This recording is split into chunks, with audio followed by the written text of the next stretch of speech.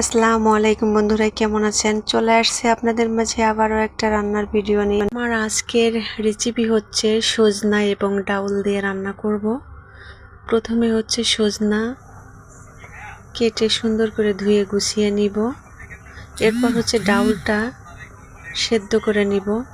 ডাউলটা যখন সেদ্ধ হয়ে আসবে তখন সজনেটা দিয়ে দিতে হবে এবং হলুদটাও ওই সাথে দিয়ে দিতে হবে। হলুদটা যদি সেদ্ধের সময় দেওয়া হয় তখন কিন্তু ডাউলটা সেদ্ধ ভালো হয় না, এজন্য পরে দিতে হবে। দুটা মিলে যখন একটা গাঢ় গাঢ় কালার হয়ে আসবে তখন হচ্ছে পেঁয়াজ রসুন জিরা ভেজে ওই ডাউলটা আবার তেলের পরে দিতে হবে। এরপর কিছুক্ষণ জ্বালানোর পরে ডাউলটা রান্না কমপ্লিট হয়ে যাবে। সংক্ষেপে খুবই একটা রান্না মজাদার খাবার। আমার রান্নাটা যদি আপনাদের কাছে ভালো লেগে থাকে লাইক কমেন্ট করে পাশে থাকবেন। ইনশাআল্লাহ আপনাদের কমেন্ট ধরে আপনাদের পরিবারে যেয়ে কমেন্ট করে আসবো, লাইক করে আসবো।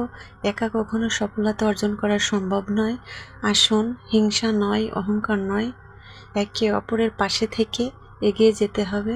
ভালোবাসা দিয়ে ভালোবাসা নিয়ে সবাই সবার পাশে থাক। সবাই ভালো থাকবেন, সুস্থ থাকবেন।